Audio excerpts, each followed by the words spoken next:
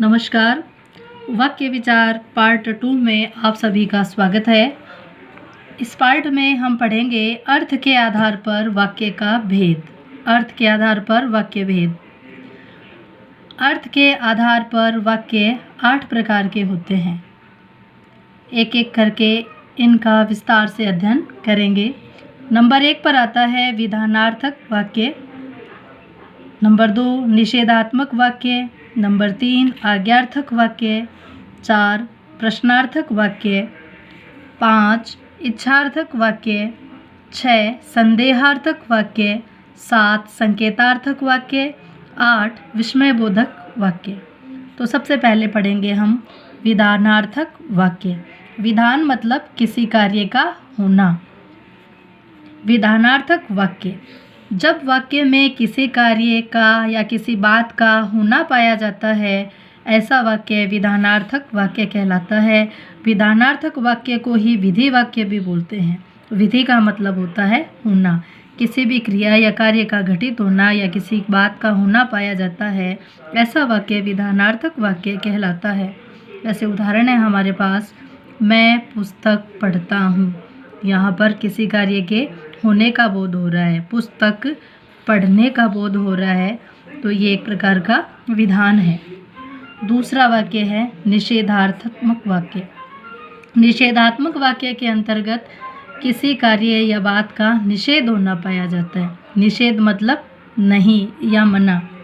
निषेधात्मक वाक्य, जब वाक्य में किसी कार्य के न होने का बोध हो या किसी विषय का अभाव उत्पन्न हो, ऐसा वाक्य निषेधात्मक वाक्य कहलाता है। जैसे उदाहरण है हमारे पास, राम घर पर नहीं है, यानी कोई नेगेटिविटी दिखाई देती है, वहाँ पर निषेधात्मक वाक्य होता है। मैं पुस्तक नहीं पढ़ता हूँ, इस प्रकार के वाक्य निषेधात्मक वाक्य कहलाते हैं। नंबर 3 पर है हमारे पास आज्ञार्थक वाक्य। आज्ञार्थक वाक्य के अंतर्गत जब वाक्य में आज्ञा, उपदेश, आदेश का बोध हो, ऐसा वाक्य आज्ञार्थक वाक्य कहलाता है। या तो कोई आज्ञा होगी, उपदेश होगा या आदेश, ऐसा भाव उत्पन्न होता है तो वाक्य कहलाता है आज्ञार्थक वाक्य। जैसे उदाहरण है हमारे पास, रमा तुम गाना गाओ, ये आज्ञा हो गई।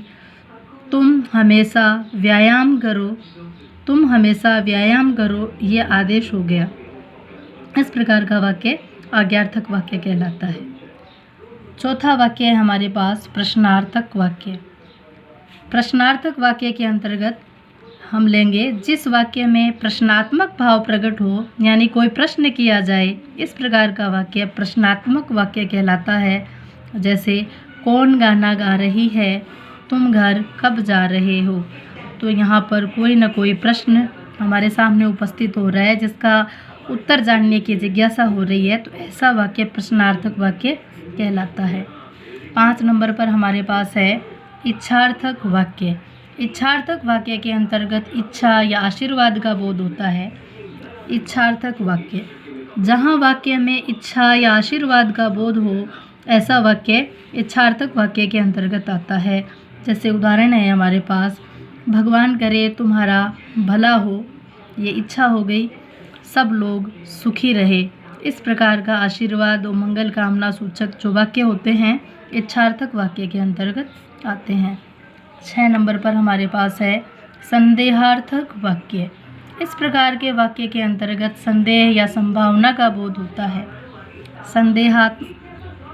संदेहार्थक वाक्य, जिस वाक्य में संदेह या संभावना का बोध हो, इस प्रकार का वाक्य संदेह सूचक या संदेहार्थक वाक्य होता है। उदाहरण के लिए, उन दोनों में जाने कौन खेलेगा, पता नहीं है कि कौन खेलेगा, तो एक प्रकार की संभावना है। संभवतः आज आंधी आएगी, तो इस प्रकार के वाक्य जो हैं वो संदेहार्थक वाक्य के अंतर्गत आते हैं। अगला हमारे पास है संकेतार्थक वाक्य, जिसमें संकेत और शर्त का बोध होता है। संकेतार्थक वाक्य, जिस वाक्य में संकेत या शर्त का बोध हो, ऐसा वाक्य संकेतार्थक वाक्य के अंतर्गत आता है।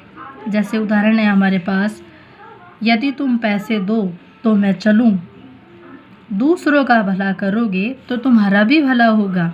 यहाँ पर कोई न कोई शर्त या संकेत है, इसलिए संकेतार्थक वाक्य है।